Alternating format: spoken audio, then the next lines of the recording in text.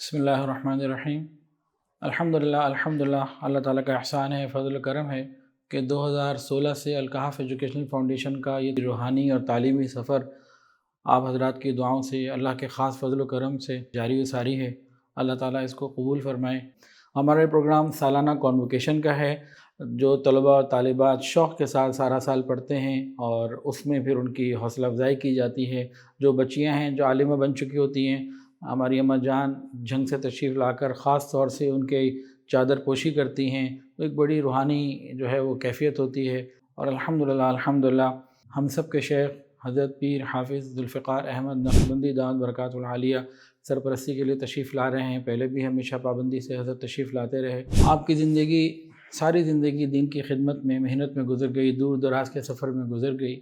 اب زندگی کا وہ حصہ ہے کہ حضرت سفر اس طریقے سے نہیں کر پاتے، صحت کا بھی معاملہ ہے اور بیماری بھی ہے۔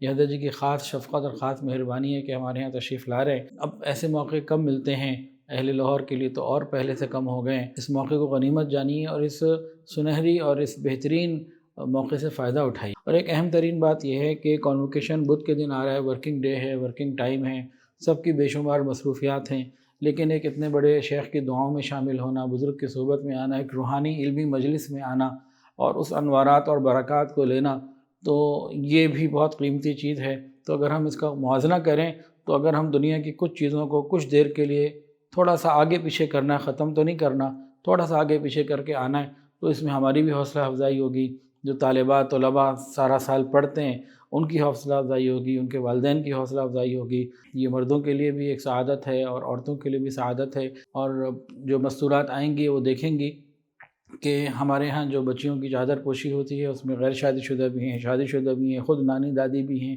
ہر عمر کی ہوتی ہیں۔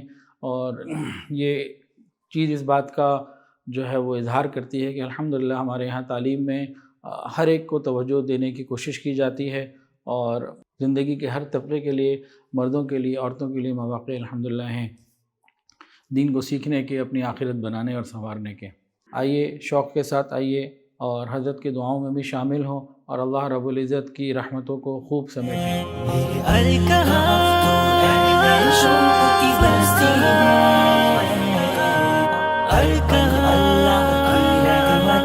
تجھ پہ برس